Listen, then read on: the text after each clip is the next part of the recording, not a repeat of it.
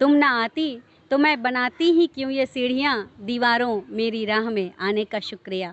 तो चुनौतियाँ आएंगी, भ्रूण हत्या हो रही है, अभी भी दहेज के लिए जलाई जा रही है, नहीं कर पाती। अगर विरोध करने की कीमत चुकानी पड़ जाती है। एक औरत के लिए भी क्या उतना ही असर करता है जैसे कोई आदमी बाहर जाते हैं, दूसरे स्टेट जाते हैं तो एक बिहारी का थप्पा लग जाता है जो हम नहीं कर सकती हैं। हम महिलाएं हैं, हम डबल रोल निभा सकती हैं। प्राचीन काल से ही नारी को नारायणी का दर्जा प्राप्त है, परंतु समय के साथ साथ इनमें काफ़ी परिवर्तन देखने को मिला है, इनके सम्मान में, इनकी स्थिति परिस्थितियों में। नमस्कार, मैं हूं रिंकेश कुमार और आप देख रहे हैं SM न्यूज़। आज हमारे साथ में कुछ ऐसी ही हस्ती है, कुछ ऐसे ही चेहरे हैं जिन्हें मैं क्या कहूं, वो प्रोफेशनल एंकर हैं, उन्हें मैं सोशल वर्कर कहूं या उन्हें मैं मोटिवेशनल स्पीकर कहूं। मेरे साथ में है गरिमा यादव जी, जो अभी प्रोफेशनल एंकर हैं, पूरे बिहार में अपना परचम लहरा रही हैं। सबसे पहले तो आपको बहुत बहुत स्वागत है आपका मैम। धन्यवाद। अच्छा मैम, सबसे पहले मैं जानना चाहूँगा कि अभी के समय में और आप जिस समय, तो उस समय में इस प्रोफेशन में जाना एक माता पिता नहीं जाने देते थे, लेकिन आप इस प्रोफेशन को चुनी, तो क्या था आपके मन में, ऐसा क्या आया कि नहीं इसी प्रोफेशन में जाना है मुझे ये तो नहीं पता था कि मैं इवेंट इंडस्ट्री में आऊँगी, एंकर बनूँगी, लेकिन ये ज़रूर पता था कि मुझे कुछ ऐसा करना है जिससे कि मैं एक सोशल फेस बन सकूँ, जाना पहचाना फेस बन सकूँ। और समय के साथ मुझे इसमें अपॉर्चुनिटी मिला। मैंने देखा कि और फील्ड की तुलना में इसमें ये अंतर है कि हर जगह लड़की होने के नाते हमें डाउन स्थान मिलता है, लेकिन यही इंडस्ट्री है जिसमें लड़की होने के नाते हमें ऊपर का स्थान मिल रहा है। अच्छा, तो इसके लिए आपने इस प्रोफेशन को चुना। और साथ ही साथ मुझे बोलने में अच्छा लगता था। मैं बचपन से बहुत बोलती थी, पोएम्स, राइम्स ये सब बहुत याद करती थी, यहाँ तक कि मैं पूरा का पूरा चैप्टर तक रट जाती थी। तो इस प्रोफेशन में मेरे रुचि के अनुसार भी रहा, इसलिए मैं इसमें आई। अच्छा मैम, मैं ये जानना चाहूँगा स्ट्रगल कैसा रहा आपको, क्या स्ट्रगल करना पड़ा इसके लिए, क्योंकि आज की सोसाइटी इसे सही नहीं मानती है, या फिर तो इसके लिए क्या स्ट्रगल करना पड़ा आपको? वैसे पढ़ाई लिखाई और अन्य चीज़ों के लिए तो स्ट्रगल नहीं करना पड़ा मुझे। मेरे पापा शिक्षक रहे और शिक्षा का महत्व बहुत अच्छी तरह जानते हैं, लेकिन इस प्रोफेशन में आने के लिए, यानी ट्रेडिशनल प्रोफेशन को चुनने के बजाय इसमें आने के लिए थोड़ा स्ट्रगल ज़रूर रहा। जब कस्तूरबा स्कूल में सबों के कहने पर मैंने अप्लाई कर दिया था और मेरा जॉब हो गया था, और मैंने ज्वाइन नहीं करने का डिसीजन लिया। कस्तूरबा स्कूल में आपका जॉब हुआ था? क्या बात। तो फैमिली से पूरा दबाव था, जैसे रिलेटिव्स, मासी, बुआ वगैरह की लोग जॉब नहीं छोड़ते हैं, जॉब जल्दी मिलता नहीं है, अच्छी जगह शादी होगी, ये वो। तो मैं काफ़ी रोने धोने लगी थी। तो इसमें मेरे पापा और मम्मी ने साथ दिया कि नहीं ज्वाइन करना चाहती है तो नहीं करेगी। उसके बाद फिर यहाँ बाढ़ आई थी, उस समय मेरा ग्रेजुएशन का लास्ट ईयर का एग्ज़ाम ख़त्म हुआ था। तो बाढ़ के बाद हम लोग सभी पटना गए थे, पूरी फैमिली। तो वहाँ से लौटते समय मैं घर नहीं आई थी, मुझे हॉस्टल में डाल दिया गया था कि तत्काल स्पोकन का कोर्स कर लेंगे। पढ़ने के लिए। तो वहाँ इंग्लिश स्पोकन का कोर्स करने के लिए मैं हॉस्टल में रही। तो वहीं पे मुझे अपॉर्चुनिटी मिला, संयोग से किसी एंकर के अभाव में अचानक मुझे अपने एक फ्रेंड के माध्यम से इंटरव्यू का मौका मिला। और चूँकि मुझे इन्वायरमेंट में पहले भी इंटरेस्ट था, सिलिकॉसिस पर एक कॉन्फ्रेंस था वैज्ञानिक लोगों का, तो उसमें मैंने पार्टिसिपेट किया और अच्छा किया। तो तब से मुझे इंटरेस्ट जगा कि चलो फिल्म इंडस्ट्री नहीं और कोई दूसरी इंडस्ट्री नहीं, लेकिन एंकरिंग, हाँ, एक रास्ता मुझे दिखा और इसमें धीरे धीरे अच्छा लगने लगा। और मैंने देखा कि यहाँ हम लोगों के लिए अन्य इंडस्ट्री, जैसे फिल्म इंडस्ट्री में आप जाते हैं तो स्ट्रगल कुछ ज़्यादा ही रहता है, और लड़कों की तुलना में लड़कियों का पेमेंट भी कम है, स्थान भी कम है, स्ट्रगल ज़्यादा है। लेकिन हमारे इवेंट इंडस्ट्री में ये है कि आपको लड़कों की तुलना में लड़कियों को बराबर स्थान कहें या कहीं कहीं हम लोगों को ज़्यादा ही मिलता है। बिल्कुल, पेमेंट भी माने तो पेमेंट भी ज़्यादा मिलता है। अच्छा मैम, अभी आपने कहा कि माता पिता ने भी सपोर्ट किया, जब आप नहीं जाना चाह रहे थे तो माता पिता ने आपका सपोर्ट किया। तो मैम अभी के डेट में भी कुछ ऐसे माता पिता हैं, अगर बच्चे डांस के फील्ड में जाना चाहें या फिर दूसरे फील्ड में जाना चाहते हैं तो माता पिता कहीं ना कहीं उसे रोकते हैं, तो उनके लिए आप क्या कहेंगे? सारे माता पिता की इच्छा ज़रूर होती है कि मैं जैसा चाहता हूँ, मैं जो नहीं कर पाया वो मेरे बच्चे करें, लेकिन एक बार उन्हें ज़रूर सोचना चाहिए कि बच्चों का इंटरेस्ट किस फील्ड में है। अगर बच्चों के इंटरेस्ट के अनुसार हम उसे मोटिवेट करते हैं तो वो ज़्यादा आगे जाएंगे और अच्छी तरह संतुष्ट भी होंगे अपने प्रोफेशन से। बिल्कुल सही बात है। अच्छा मैम, आप सोशल वर्कर भी हैं, क्या सोशल वर्किंग करते हैं आप? मेरा उज्जवल फाउंडेशन है। वैसे तो मैं थोड़ा सोशल नेचर की शुरू से रही हूँ, बचपन से रही हूँ। जब मैं संस्था नहीं भी चलाती थी तो कुछ वर्क हम लोग सारे बच्चे मिल के किया करते थे, लेकिन जब मुझे मौका मिला कि मैं अर्न करने लगी तो मुझे लगा समाज के प्रति हमारी कुछ बिल्कुल, बिल्कुल। जिम्मेदारी ज़रूर होती है। तो इसमें हम मेन रूप से हेल्थ, एजुकेशन और वीमेन एम्पावरमेंट को स्थान दे रहे हैं, और सबसे ज़्यादा जिस पर हमारा वर्क फोकस रहेगा इन फ्यूचर वो है हमारा इन्वायरमेंट। उज्ज्वल फाउंडेशन के तहत। जी। अच्छा मैम, एक आपने उज्ज्वल फाउंडेशन का नाम लिया, तो मैं जानना चाहूँगा कि उज्ज्वल फाउंडेशन में कहाँ से कहाँ से, मतलब कहाँ से रुपए आती, फंड कहाँ से आता है? ओके, फंडिंग की जहाँ तक बात है, मैं जो अर्न करती हूँ उसका 25% लगाती हूँ, और मुझसे मोटिवेट होकर हमारी जो गरिमा पीआर सर्विसेज है, उनके जो आर्टिस्ट हैं, हमारे सहयोगी हैं, वो लोग भी सहयोग करते हैं, और कुछ जो लोग जानते हैं उन्हें देखकर अच्छा लगता है कि हम वर्क कर रहे हैं, तो वो भी हमें कुछ ना कुछ डोनेशन देते हैं, उसी से मैं चलाती हूँ। बिल्कुल, बिल्कुल सही बात। मैम आप एक बात बताएँगे, शादी से पहले, अभी तो आप शादीशुदा हैं, तो मतलब शादी से पहले क्या चैलेंजेस थी आपकी लाइफ में?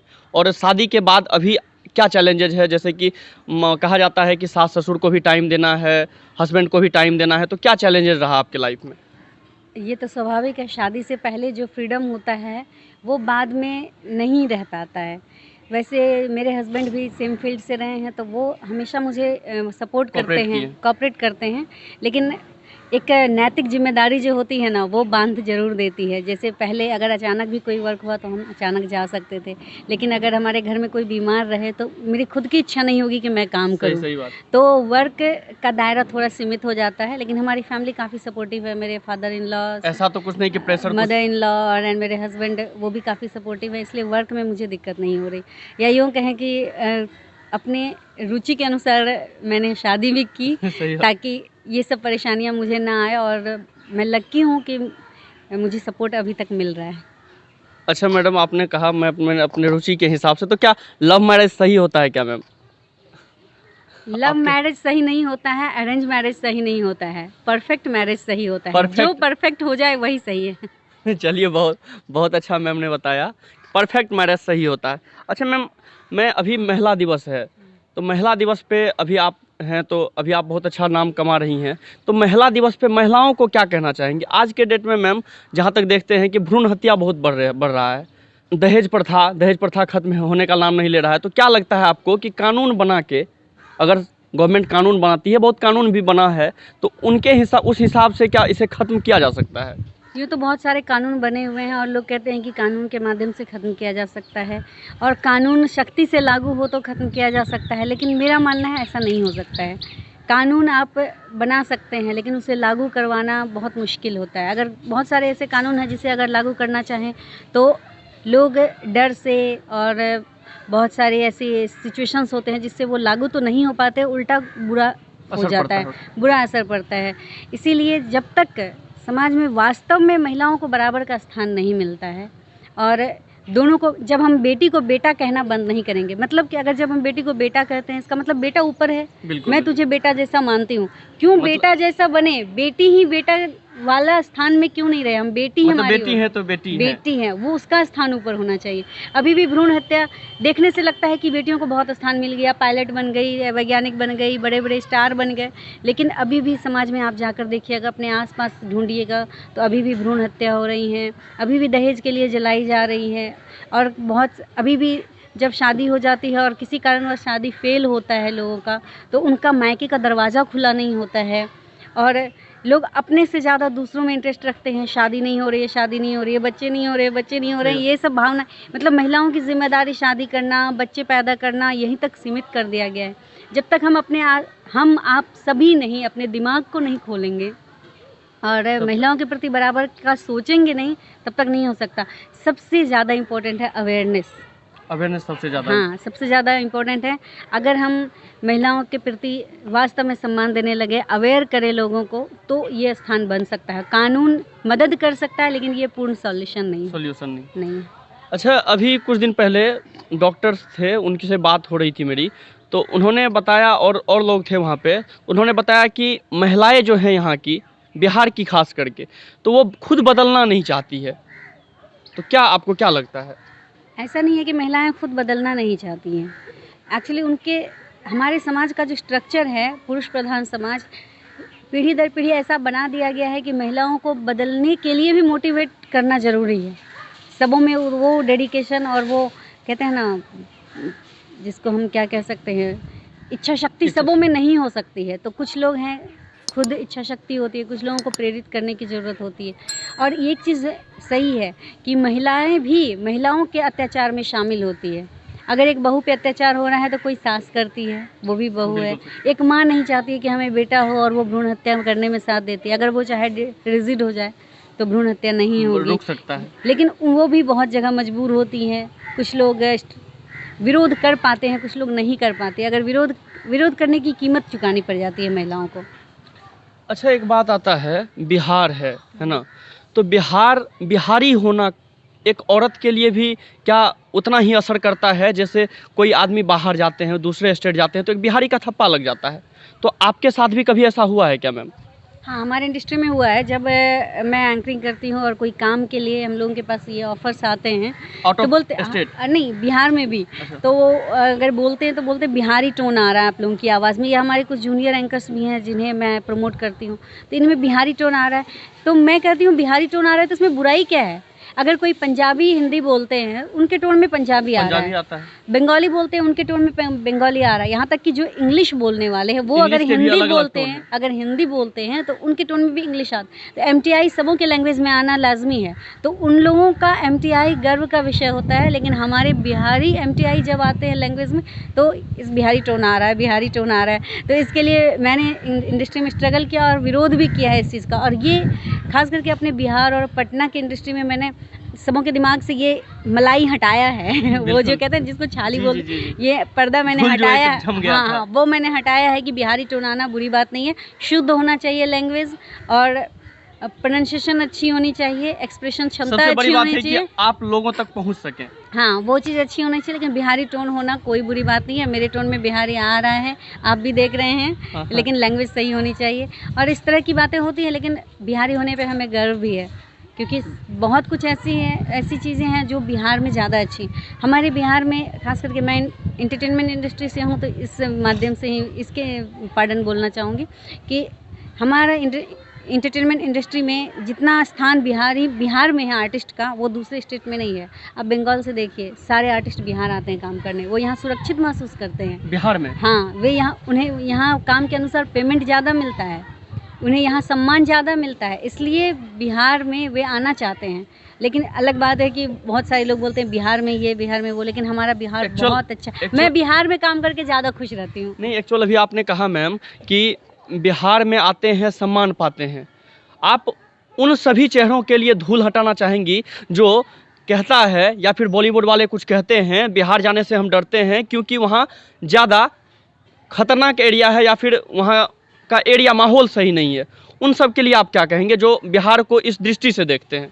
ऐसा नहीं है, कुछ लोगों के दिमाग में ऐसा डाल दिया गया बिहार में ऐसा है वैसा है, लेकिन सारे बॉलीवुड आर्टिस्ट यहाँ आते हैं, जिन्हें पैसे मिलते हैं वो आते हैं। सभी आते हैं। मैंने अरिजीत सिंह तक को बिहार में आए हैं, और बहुत सारे हीरोइंस के साथ हमने काम किया है, नायशा टाक किया है, जिया वगैरह हैं, सभी यहाँ आई हैं, सभी सुरक्षित महसूस करती हैं। अमीषा पटेल लगातार यहाँ आ रही हैं, तो कोई दिक्कत नहीं है। यहाँ गोविंदा भी यहाँ आए, और बहुत सारे नाम गिनाना बहुत सारा मुश्किल है, लेकिन हमेशा यहाँ आते हैं और सभी यहाँ से खुश होकर जाते हैं।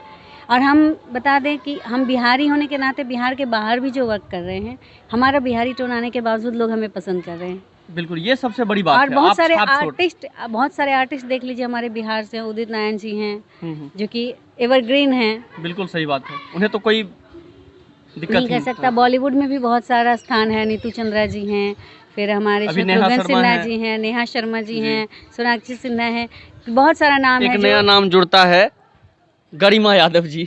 मैं बॉलीवुड से नहीं हूँ। नहीं, एक नाम, एक चेहरा इंटरटेनमेंट की दुनिया से। तो सभी बिहार वाले जाते हैं बाहर, और अगर आप में खुद गट्स है तो आप बिहार को स्थान दिला सकते हैं। और अगर आप डरते हैं बिहारी को ये कहा गया वो कहा गया, तो आप जवाब दीजिए हम बिहारी हैं, इस पे हमें गर्व है। अगर खुद हम लज्जित होना शुरू होंगे तो लोग लज्जित करेंगे। क्या बात है। अच्छा मैम, आप उज्ज्वल फाउंडेशन चला रही हैं, तो उज्ज्वल फाउंडेशन एक महिलाओं के लिए फ्यूचर में क्या प्लान है आप लोगों का? अभी उज्ज्वल फाउंडेशन के तहत 2-3 प्लान हम लोग कर रहे हैं। जैसे इस बार बरसात में हम लोग हज़ारों पेड़ लगाने वाले हैं उज्ज्वल बागान के नाम से। इसके लिए हम किसानों से ज़मीन ले रहे हैं, जिनके बदले उससे कोई भी चार्ज नहीं ले रहे हैं, उसमें हम उनको फलदार वृक्ष जैसे आम, अमरूद, लीची और किनारे किनारे गुलमोहर का पेड़ लगा के देंगे। साथ ही दूसरा प्लान हमारा है स्टूडेंट्स के लिए, जो स्टूडेंट्स कम्पीट कर जाते हैं लेकिन उन्हें एडमिशन लेने के लिए पैसे नहीं होते हैं, उनके लिए उज्ज्वल फाउंडेशन फ़ंड की व्यवस्था करेंगी। और महिलाओं का इसमें हम अच्छा वर्क करना चाहते हैं। जैसे एक बहुत बड़े बड़े कोर्सेज सारी लड़कियां नहीं कर सकती, लेकिन छोटे छोटे फ़ंड हम उज्ज्वल फाउंडेशन के माध्यम से दे सकते हैं। हेल्थ का अवेयरनेस बहुत ज़रूरी है हमारी सोसाइटी के लिए, एजुकेशन सबसे ज़्यादा ज़रूरी है। तो हमने प्लान किया नर्सिंग और बीएड का कोर्स के लिए उज्ज्वल फाउंडेशन फ़ंड अरेंज करेंगी। जो लड़कियां गरीब तबके से हैं, असहाय तबके से हैं, अगर वो आगे इन कोर्स में एडमिशन लेना चाहती है तो उनका खर्च हम बियर करेंगे। तो इसके लिए थोड़ा वक्त है, फ़ंड हम अभी अरेंज कर रहे हैं 2022 तक हम स्टार्ट कर रहे हैं। और उज्ज्वल बागान हम इसी साल स्टार्ट कर रहे हैं। और इसके बाद भी कुछ प्लानिंग्स हैं हमारे उज्ज्वल फाउंडेशन की, समय के साथ मैं बता दूंगी जब वो धरातल पर आने वाला होगा। हाँ, तो मैम आप एक मोटिवेशनल स्पीकर भी हैं, तो मोटिवेशनल स्पीकर के तौर पे उन महिलाओं को क्या कहना चाहेंगे जो अब जिनको अवसर नहीं मिल पा रहा है? मैं उन महिलाओं को यही कहना चाहूँगी कि तुम ना आती तो मैं बनाती ही क्यों ये सीढ़ियाँ, तुम ना आती तो मैं बनाती ही क्यों ये सीढ़ियाँ, दीवारों मेरी राह में आने का शुक्रिया। तो चुनौतियाँ आएंगी ही, समाज का जो स्ट्रक्चर है वो उसे हम एक दिन में नहीं बदल सकते हैं, लेकिन आप एक कदम तो बढ़ाइए। बिल्कुल सही बात। आप प्रयास तो कीजिए, हो सकता है हमारी अगली पीढ़ी के लिए महिलाओं का स्ट्रगल कम ही नहीं बिल्कुल ख़त्म हो जाए। बहुत खुश हूँ आज कि मैं अपने घर आई हूँ। यहाँ पर एक समय था जबकि कोई कार्यक्रम होता था तो हम लोगों को देखने भी जाने के लिए परमिशन नहीं मिलती थी, और रेडियो स्टेशन पे कुछ करना होता था तो पूर्णिया जाना पड़ता था, और जब जाने का प्लान होता था तब हम कुछ कर पाते थे। और मैं इतनी खुश हूँ कि हमारे अपने शहर में न्यूज़ चैनल खुला है और हमारे भाई जैसे रिंकेश जी और देव जी ये लोग चला रहे हैं। मेरी बहुत सारी शुभकामनाएँ कि जल्द ही ये चैनल केवल त्रिवेणीगंज के लिए नहीं, जिला के लिए नहीं, राज्य के लिए नहीं, नेशनल और इंटरनेशनल लेवल पर स्थान बनाए। Wish you all the best. Thank you so much ma'am, आपने इतना अच्छा समय दिया, इसके लिए आपको बहुत बहुत बधाई और थैंक यू। आपने सुना, अगर आप भी महिला हैं तो आप इन बातों को सीखें और सुनें, क्योंकि ये सही बात है, क्योंकि जब तक अवेयरनेस नहीं आएगा तब तक महिलाएं आगे नहीं बढ़ेंगी। और बराबरी का हिस्सा महिलाओं को मिलना चाहिए, सिर्फ कहने के लिए नहीं बल्कि सम्मान भी उतनी ही मिलनी चाहिए। आप लोगों को महिला दिवस की बहुत बहुत शुभकामनाएं। मैं हूं रिंकेश कुमार, आप देख रहे हैं SM न्यूज़। धन्यवाद।